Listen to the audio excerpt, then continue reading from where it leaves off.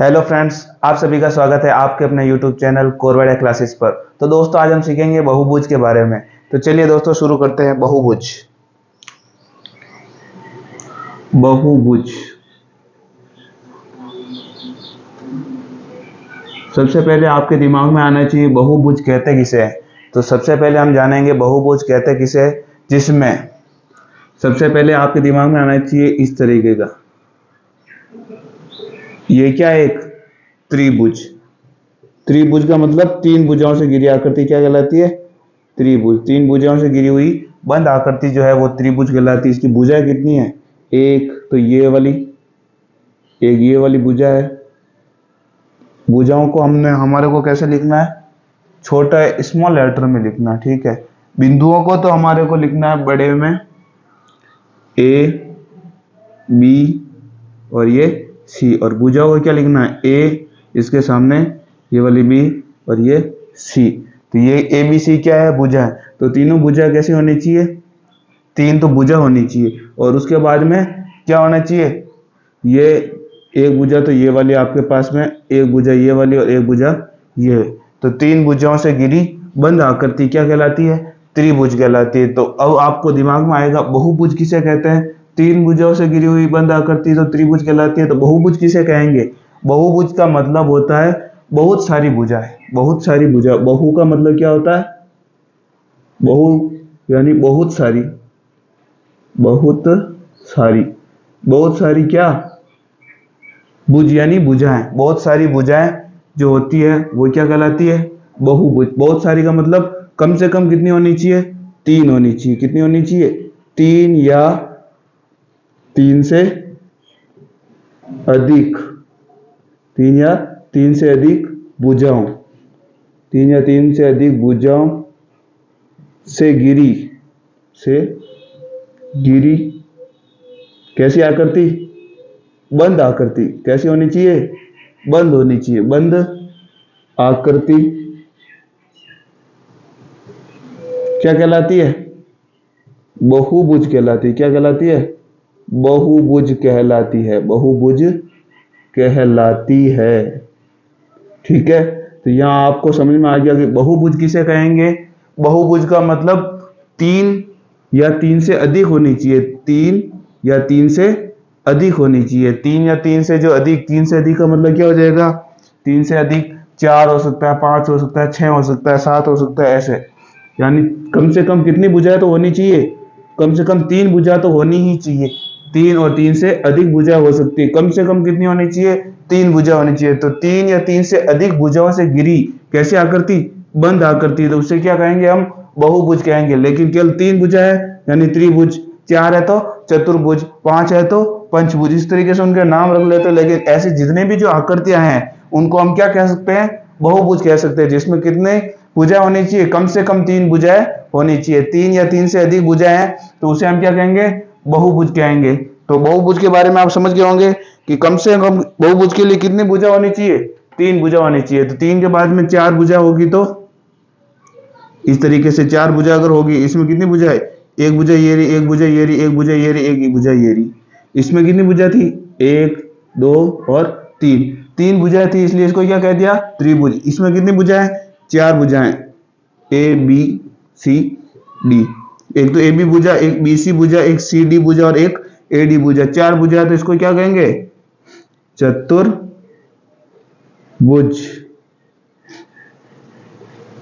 क्या कहेंगे? चतुर्भुज। चार भुजा है तो चतुर्भुज। अगर पांच भुजा हो गई तो एक, दूसरी भुजा, तीसरी भुजा, चौथी भुजा, पांचवी भुजा। ये कितनी भुजा हो गई? पांच भुजा है। पांच भुजा हो गई तो इसको क्या कहेंगे? पंचभुज कहेंगे। क्या कहेंगे? पंचभुज। इस तरीके से जितनी आगे आगे भुजा होती जाएगी उनको क्या कहेंगे? पीछे क्या लगेगा? भुज। बहु, बहु का मतलब बहुत सारी। अब बहुत सारी में अगर गिनती हो रही है, तीन हो रही है तो त्रिभुज, चार है तो चतुर्भुज, पांच है तो पंचभुज। इस तरीके से आगे चलती जाएगी। तो ऐसी जो भी आकृतियां वो सारी किसके अंदर आती है? बहुभुज के अंदर आती है। यानी जिसमें कम से कम कितनी भुजा होनी चाहिए? तीन भुजा होनी चाहिए। दो भुजा क्यों नहीं हो सकती? क्योंकि दो भुजा अगर आप लोगे तो वो क्या बंद होगी? दो भुजाओं से कोई भी आकृति बंद हो सकती है क्या कभी भी? कम से कम बंद करने के लिए कितनी भुजाएं होनी चाहिए अपने पास में? कम से कम 3 भुजाएं तो होनी ही चाहिए। तो कम से कम अपने पास में कितनी भुजा होनी चाहिए? क्योंकि इसमें दो कंडीशन है, एक तो 3 भुजाएं होनी चाहिए, और वो भी कैसे होनी चाहिए? 3 भुजाएं तो कम से कम वो क्या हो जाएगी? बंद हो जाएगी। और 3 से अगर कम होगी तो क्या होगी? बंद होगी क्या? नहीं। तो कम से कम कितनी भुजा होनी चाहिए? 3 भुजा। 3 या 3 से अधिक भुजाओं से घिरी कैसी आकृति? बंद आकृति है तो वो क्या कहलाएगी? बहुभुज कहलाएगी। उसमें अगर 3 भुजा है तो 3 वाली को तो त्रिभुज कह लेंगे, 4 है तो चतुर्भुज कह लेंगे, 5 कहेंगे तो पंचभुज कह लेंगे। लेकिन ये सारी आकृतियां किसके अंदर आती है? जितनी भी जो आकृतियां बन रही है किसके अंदर आती है? बहुभुज के अंदर आती है। किसके अंदर आती है? बहुभुज के अंदर आती है। तो सबसे पहले तो आप समझ गए बहुभुज क्या होता है। इसके बाद में हम समझते हैं समबहुभुज। दूसरा है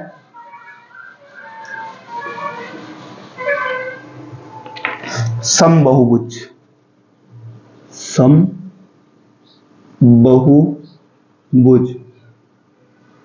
तो सबसे पहले आपके दिमाग में समभुज बहुभुज से पहले अपने दिमाग में क्या आएगा? बहुभुज। बहुभुज का तो आपके बहुभुज आते दिमाग में आएगा एक तो 3। क्या 3 का मतलब क्या है? 3 या 3 से अधिक तो भुजाएं होनी चाहिए, और वो तीनों भुजाएं या 3 से अधिक जो भुजाएं वो कैसी होनी चाहिए? उससे बंद हो जानी चाहिए। बंद होने पर जो आकृति बनेगी वो तो क्या कहलाएगी? बहुभुज।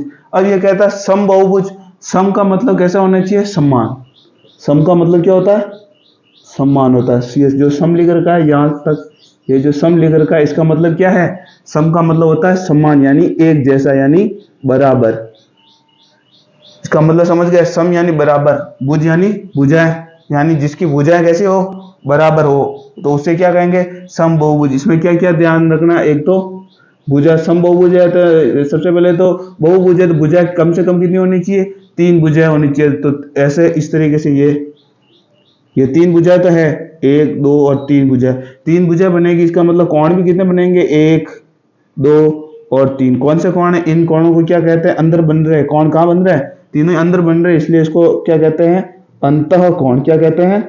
अंतः कोण। अंतः कोण क्यों कह रहे हैं? क्योंकि ये त्रिभुज के अंदर बन रहे हैं। ये किसी बहुभुज, इसको त्रिभुज भी कह सकते हैं और इसको हम क्या कह सकते हैं? त्रिभुज को, चाहे इसको और क्या कह सकते हैं? बहुभुज। बहुभुज क्यों कहेंगे? क्योंकि बहुभुज के अंदर ही त्रिभुज आता है। क्यों?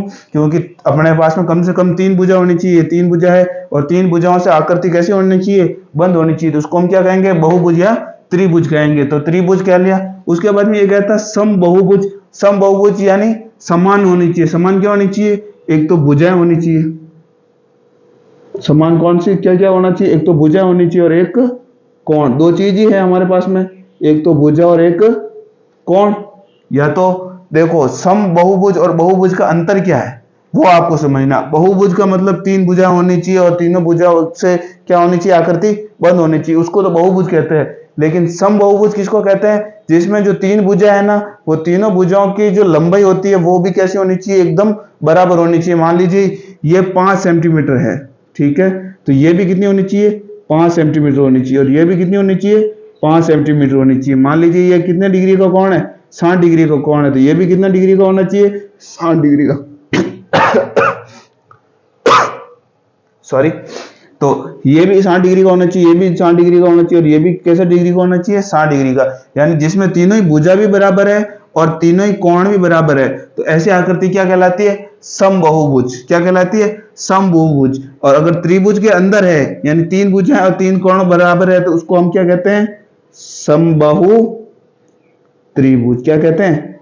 समबाहु त्रिभुज। जिसमें तीनों भुजा और तीनों कोण बराबर है, उसको क्या कहते हैं? समबहुभुज कहते हैं। और ऐसी जितनी भी आकृतियां होगी, अब चतुर्भुज है, ये चतुर्भुज है, ठीक है, ये चतुर्भुज हो गया। चतुर्भुज भी किसके अंदर आता है? बहुभुज के अंदर ही आता है। बहुभुज के अंदर ही कौन सा आता है? चतुर्भुज।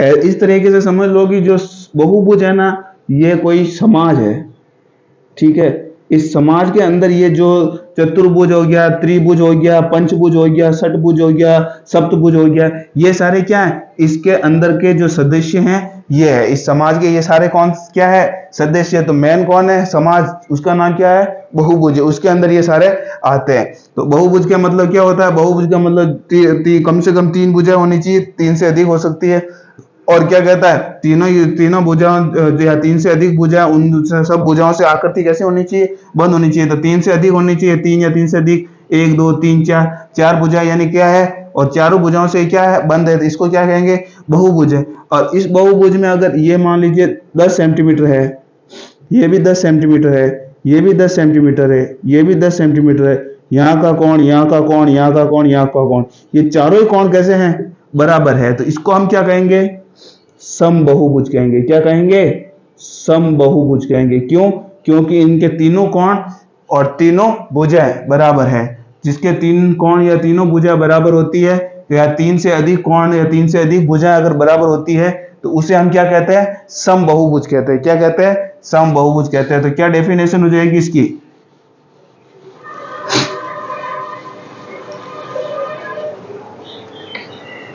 डेफिनेशन इसकी लिख लेते हैं हम।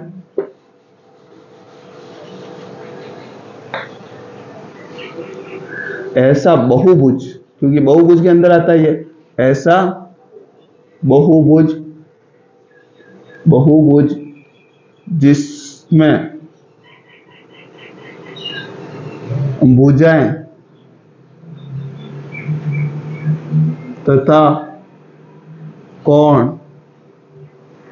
समान, समान को चाहे बराबर को, बराबर हो, उसे क्या कहते हैं हम, समबाहुभुज कहते हैं। समबाहुभुज का मतलब समझ गए, समबाहुभुज का मतलब क्या हो जाएगा, एक तो भुजाएं और एक कोण, सारे कैसे होने चाहिए, एक जैसे होने चाहिए। मान लीजिए एक भुजा 15 सेंटीमीटर की है, तो बाकी जितनी भी होगी, कम से कम 3 भुजाएं तो होगी, 3 से अधिक जितनी भी भुजा होगी, चाहे अब अगर चतुर्भुज हो गया तो 4 भुजा हो जाएगी, पंचभुज हो गया तो 5 भुजा होगी। तो पांचों भुजाओं की जो लंबाई होनी चाहिए वो कितनी होनी चाहिए, 15 सेंटीमीटर होना चाहिए। दूसरी चीज क्या है, कोण, तीन, कम से कम त्रिभुज है तो 3 कोण होंगे, 3 से अधिक अगर भुजा है तो 3 से अधिक कोण बनेंगे। तो अगर एक 60 का है तो बाकी सारे भी कितने होने चाहिए, 60-60 डिग्री के ही होने चाहिए। तो तीनों भुजाएं और तीनों कोण बराबर हो, उसे क्या कहते हैं, समबाहुभुज। अब ये 3 होना कोई जरूरी नहीं, 3 से अधिक कितने भी हो सकते हैं, लेकिन 3 से कम भुजाएं नहीं हो सकती। कम से कम कितनी भुजा होनी चाहिए, 3 भुजाएं तो होनी चाहिए, 3 से अधिक भुजाएं हो सकती है। ठीक है, तो कम से कम 3 होनी चाहिए। तो ऐसे जो बहुभुज है उसको हम क्या कहते हैं, समबाहुभुज कहते हैं। क्या कहते हैं, समबाहुभुज कहते हैं। तो ये आप समझ सकते हो। और ऐसा एक डायग्राम और ले सकते हो। ठीक है, ये इसमें 4 भुजा हो गई, चारों भुजा एक जैसी है, चारों कोण भी कैसे हैं, एक जैसे। तो इसको हम क्या कहेंगे, समबाहुभुज कहेंगे। पंचभुज देख लेते हैं, एक एक एक एक और ये। तो पांचों भुजा एक जैसे अगर हो, पांचों ही कोण जो है अगर एक जैसे हो, तो इसको क्या कहेंगे, समबाहुभुज कहेंगे। क्या कहेंगे, समबाहुभुज कहेंगे। जहां पर भुजा और कोण दोनों ही कैसे होने चाहिए, बराबर होने चाहिए। कैसे होने चाहिए, बराबर होने चाहिए। तो समझ में आ गया समबाहुभुज किसको कहते हैं। आगे चलते हैं। तो हमने यहां देखा, यहां जो हमने बनाया था 3 भुजाओं से बना समबाहुभुज, समबाहुभुज क्या कहलाता है, जिसकी 3 भुजाएं हैं और 3 भुजाओं से बना समबाहुभुज। समबाहुभुज यानी जिसमें भुजाएं भी बराबर है और कोण भी बराबर है। तो 3 भुजाओं से घिरी ऐसी आकृति जिसमें तीनों भुजा और तीनों कोण बराबर हो, उसको हम क्या कहते हैं, समबाहु त्रिभुज। क्या कहते हैं, समबाहु त्रिभुज कहते हैं। ठीक है, तो ये चीज समझ में आ गई। अब 3 के आगे 4 भुजा हो तो 4 भुजाओं से बना समबाहुभुज क्या कहलाता है, 4 भुजाओं से घिरा समबाहुभुज कौन सा होगा, जिस 4 भुजाओं से घिरा, 4 भुजा होनी चाहिए और समबाहुभुज। समबाहुभुज का मतलब चारों ही भुजा बराबर होनी चाहिए और चारों ही कोण बराबर होने चाहिए। तो ऐसा कौन सा होता है, इस तरीके का, इस तरीके का, इस तरीके का, जिसमें चारों भुजाएं भी बराबर है और ये जो चारों कोण हैं, ये चारों कोण भी कैसे हैं, बराबर। तो जिसकी चारों भुजाएं बराबर हो, चारों कोण बराबर हो, उसको हम क्या कहते हैं, वर्ग कहते हैं। क्या कहते हैं, वर्ग। तो 4 भुजाओं से बना समबाहुभुज क्या कहलाता है, ये वर्ग कहलाता है। क्या कहलाता है? वर्ग कहलाता है। जिसकी चारों भुजा और चारों कोण बराबर हो उसे हम क्या कहते हैं?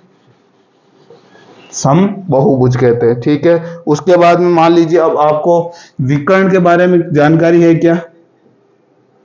विकर्ण क्या होता है तो समझाता हूं। विकर्ण क्या होता है, मान लीजिए अपन वर्ग ही ले लेते हैं। ये वर्ग है, ठीक है। मान लीजिए यह है ए, ये बी, ये सी और ये डी। तो ये तो सारी यहां से लेकर के यहां तक ये क्या है? भुजा है। यहां से लेकर यहां तक ये क्या है? भुजा। ये भी भुजा है। ये वाली भी क्या है? यहां से यहां तक ये भुजा है और यहां से यहां तक लेकर ये भी क्या है? भुजा। तो इनको तो क्या कहते हैं हम? भुजा कहते हैं, ठीक है। लेकिन जब इस पॉइंट से इस पॉइंट को मिलाया जाए डायरेक्ट, कोई इधर से घूम के यूं नहीं आता, सीधा इधर आ जाए, यहां से सीधा शॉर्टकट ये ए से सी। क्योंकि अब मान लो कोई रास्ता होता है तो हम कैसे आते हैं? ए से होकर बी, बी से सी आते। अगर बस में बैठ के आते तो ऐसे आते। मान लीजिए एरोप्लेन, तो आप डायरेक्ट इधर आ गए, ए से सी आ गए। तो इसी को ही क्या कहते हैं? विकर्ण कहते हैं। क्या कहते हैं? विकर्ण। तो ये वाला क्या कहलाता है? विकर्ण कहलाता है। तो एक तो यहां से इधर डायरेक्ट पहुंच सकते हैं। अब यहां से डी से सीधा बी की तरफ पहुंच सकते हैं क्या? ऐसे इस तरीके से। तो ये सीधा जो पहुंचना होता है इसको ही क्या कहते हैं हम? विकर्ण कहते हैं। क्या कहते हैं? विकर्ण कहते हैं। तो इसका एक फॉर्मूला है विकर्ण ज्ञात करने का। किसके लिए? बहुभुज के लिए। n भुजा वाले बहुभुज में कैसा? n भुजाओं का पता नहीं, और लेकिन अब बताओ n का कम से कम मान कितना हो सकता है? n भुजाओं वाले बहुभुज में विकर्णों की संख्या, विकर्णों की संख्या, ठीक है। n भुजाओं वाले बहुभुज में विकर्णों की संख्या क्या होगी? अब n का मान कम से कम तो कितना होना चाहिए? 3 तो होना ही चाहिए। कम से कम कितना होना चाहिए? 3 तो होना ही चाहिए। 3 से ज्यादा कितनी भी भुजा हो सकती है, लेकिन कम से कम बहुभुज में कितनी भुजा होनी चाहिए? 3 भुजाएं तो होनी चाहिए। तो n का मान या तो 3 होगा या 3 से हमेशा ज्यादा होगा। n का मान या तो 3 होगा या 3 से हमेशा क्या होगा? ज्यादा होगा। n का मान या तो 3 होगा या 3 से हमेशा क्या होगा? ज्यादा होगा, ठीक है। तो इसको कैसे लिख सकते हैं? ये जो n होगा ना, n इसका मान 3 के बराबर या 3 से हमेशा क्या होगा? ज्यादा होगा। तो इस तरीके से इसको लिखा जा सकता है कि n का मान या तो 3 के बराबर तो हो सकता है या 3 से ज्यादा होगा। तो भुजाएं कितनी होगी? 3 या 3 से अधिक होगी। ऐसे तो 3 से अधिक भुजा वाले बहुभुज में विकर्णों की संख्या किस तरीके से निकाला जाता है? तो इसका एक क्या है? फॉर्मूला है। इसका क्या है? एक फॉर्मूला है। तो अपन फॉर्मूले को लिख लेते हैं। फॉर्मूला क्या है? n-3 divide by 2। तो इस तरीके से आप कितनी भी भुजाओं वाले बहुभुज की क्या निकाल सकते हैं? विकर्णों की संख्या निकाल सकते हैं। क्या निकाल सकते हैं? विकर्णों की संख्या। बहुभुज का मतलब कितने भी हो सकते हैं, मिनिमम कितने हो सकते हैं? 3, यानी त्रिभुज हो सकता है, चतुर्भुज हो सकता है, पंचभुज हो सकता है, षटभुज, सप्तभुज हो सकता है, ठीक है। तो अब मान लीजिए अगर कोई त्रिभुज दे रखा है, अगर इसमें अगर विकर्णों की संख्या निकालनी है तो सबसे पहले तो भुजाएं कितनी इसकी? 3 भुजाएं। तो यहाँ n का मान कितना है? 3 है, ठीक है। n का मान 3 लिखते हैं। ये 3 लिख लिया, फिर 3 माइनस ये वाला 3। जहां जहां n लिख रखा था वहां हमने क्या लिख लिया? 3 लिख लिया। डिवाइड बाई कितना लिख रखा है? 2। 3 में से 3 गया, कितना बचता है? 0। और 0 का 3 से गुणा करेंगे तो क्या आएगा? 0। इससे हम क्या समझे? इसका मतलब हम ये समझे कि जो त्रिभुज होता है, त्रिभुज में कोई भी विकर्ण नहीं होता है। त्रिभुज में कोई भी विकर्ण नहीं होता है। समझ में आ गया? कैसे आया? क्योंकि यहाँ विकर्णों की संख्या निकालने पर क्या पता चला? विकर्णों की संख्या कितनी है? विकर्णों की संख्या क्या है? 0 है। क्या है? 0। इसका मतलब क्या हुआ? त्रिभुज में कोई भी विकर्ण नहीं होता है। इससे क्या समझ में आया? त्रिभुज में कोई भी विकर्ण नहीं होता है, ठीक है। अब आगे चलते हैं।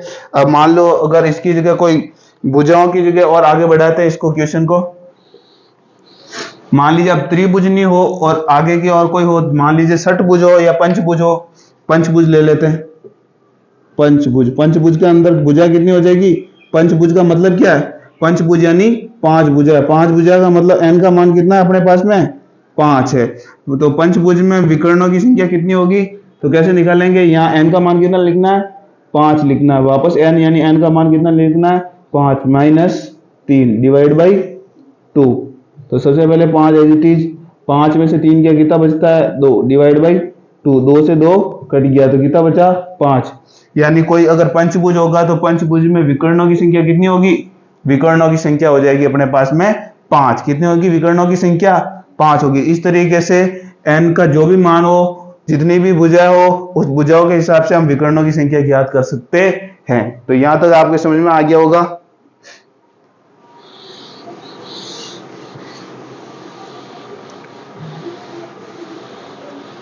चलिए आगे चलते हैं।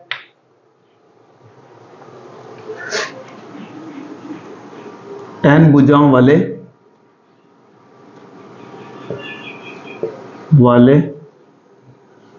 बहुभुज में, n भुजाओं वाले बहुभुज में जो अंतःकोण होता है, अंतःकोणों का योग कितना होता है, कैसे निकालेंगे, तो अपने को किस हिसाब से निकालना होगा, भुजाओं के हिसाब से। जितनी भुजा दे रखी होगी उसके हिसाब से उसके अंतःकोणों का योग हम निकाल देंगे। तो क्या होगा n-2 और इसको किससे मल्टीप्लाई कर देना है 180 डिग्री से मल्टीप्लाई कर देना है। तो अपने पास में जितनी भी भुजा होगी उनके जितने भी जो अंतःकोण होंगे, अंतःकोण का मतलब कौन सा होता है, ये जो अंदर बनता है ना ये कोण, ये अंतःकोण, ये अंतःकोणों का टोटल का क्या आ जाएगा योग आ जाएगा। तो इससे आप अपने को देखते हैं, हम मान लीजिए हमने क्या ले लिया है त्रिभुज ले लिया, त्रिभुज में भुजाएं कितनी होती है 3, तो n का मान कितना हो जाएगा 3 हो जाएगा। n भुजा यानी 3 भुजा, तो 3 भुजाओं से बने बहुभुज में अंतःकोण, ये जो बन रहे अंतःकोण, इन दोनों तीनों का जो है टोटल कितना होगा, अंतःकोणों का योग कितना होगा, तो फॉर्मूला लगा देते हैं। n की वैल्यू कितनी है 3, तो 3 माइनस 2, आगे कितना लिख रखा है 180 डिग्री। तो 3 में से 2 क्या कितना बचता है 1, 1 का 180 से गुणा करेंगे तो क्या आएगा 180। यानी त्रिभुज के तीनों कोणों का जो योग होता है वो कितना होता है 180। यानी इन तीन जो कोण है, चाहे कोई से भी कोण हो, इन तीनों कोण जो है इनको जोड़ेंगे तो कितना आ जाएगा 180 आ जाएगा। क्योंकि अंतःकोणों का योग, त्रिभुज है तो त्रिभुज के अंतःकोणों का योग कितना होगा 180 होगा। इस तरीके से अंतःकोणों का योग हम निकाल सकते हैं। अब आगे चलते हैं। n भुजाओं वाले बहुभुज में सभी बाह्य कोणों का योग कैसे निकालेंगे। मान लीजिए n भुजा, अब भुजाओं का अपने को पता नहीं कितनी भुजा है, वो क्वेश्चन दे रखा होगा क्वेश्चन में कि इतनी भुजा है। n भुजाओं वाले बहुभुज में, n भुजाओं वाले बहुभुज में बाह्य कोणों का योग, बाह्य कोणों का योग, तो n भुजाओं वाला कोई भी बहुभुज है उसमें बाह्य कोणों का योग करेंगे तो हमेशा कितना आएगा 360 डिग्री आएगा। हमेशा बहुभुज में जो जितने भी कोण बनेंगे, मान लीजिए ये कोई सा मैंने बना दिया, ठीक है, अंतःकोण तो कौन से होते हैं, ये वाले अंतःकोण होते हैं, ठीक है, लेकिन बाह्य कोण कौन से होंगे, ये वाले, कौन से, ये वाले, ये कौन से कोण होते हैं बाह्य कोण जो बाहर से बनते हैं। इन सब कोणों का अगर योग करेंगे तो कितना आएगा 360 डिग्री होगा। तो बाह्य कोणों का योग कितना होता है टोटल 360 डिग्री होता है। तो समझ में आ गया, बाह्य कोणों का योग हमेशा कितना होगा 360 डिग्री होगा।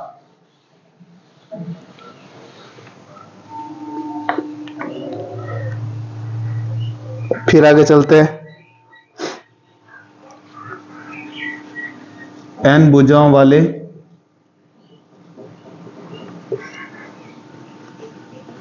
समबहुभुज, अब कैसे ले लिया हमने सम बहुभुज। सम बहुभुज का मतलब जिसमें कोण और भुजाएं दोनों ही कैसी होती है बराबर होती है। तो n भुजाओं वाले सम बहुभुज में प्रत्येक, क्योंकि प्रत्येक क्यों लिखा हमने, प्रत्येक का अर्थ होता है प्रति एक यानी हर एक, और आपको पता है सम बहुभुज है यानी सभी कोण जो होंगे कैसे होंगे सेम होंगे, एक जैसे कोण बनेंगे।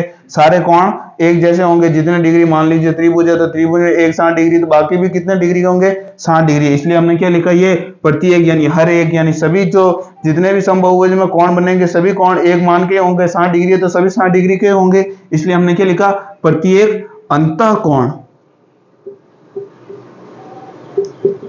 अंतःकोण का मान कितना होगा।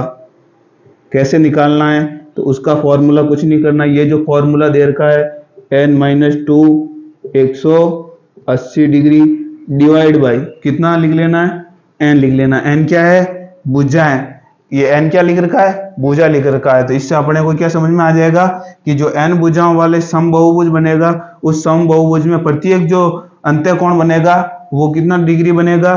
तो इसको हम इस जगह वैल्यू रखेंगे। अगर मान लीजिए 3 भुजाओं वाला होता तो n की वैल्यू क्या लिख लेनी हमारे को, 3 लिख लेनी। यहाँ 3 लिखेंगे, 3 में से 2 गया 1 बचेगा, और 1 को 80 से गुणा करेंगे तो 180 हो जाएगा।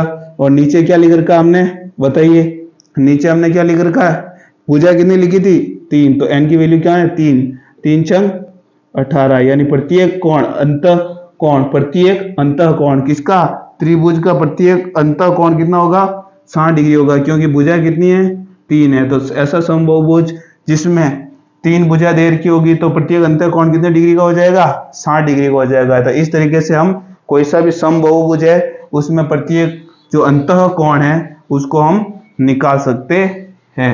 तो ये हो जाएगा आपके पास में अंतःकोण का मान निकालना। इसी तरीके से एक और ले लेते हैं, ऊपर ले लेते हैं, वो एक इसको ऊपर ले लेते हैं ना,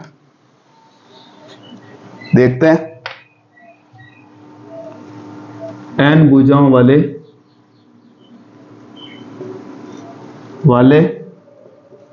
समबाहुभुज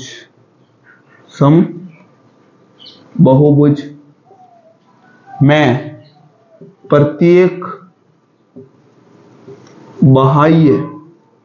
प्रत्येक बाह्य कोण का मान कितना होगा। कैसे निकालेंगे, तो जब हम, ये तो है समबाहुभुज और अपने को देखना है बहुभुज। बहुभुज में बाह्य कोणों का योग कितना होता है 360 डिग्री होता है। और यहाँ क्या पूछ रहा है, n बहुभुज वाले समबाहुभुज में प्रत्येक बाह्य कोण का मान कितना होगा।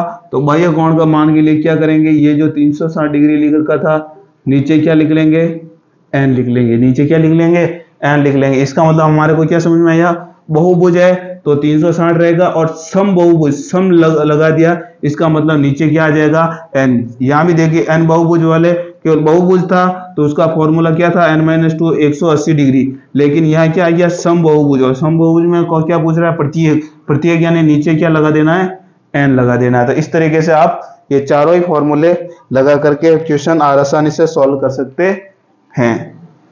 तो चलिए दोस्तों, आज के लिए इतना ही, कल फिर मिलेंगे किसी नए वीडियो के साथ, तब तक के लिए धन्यवाद।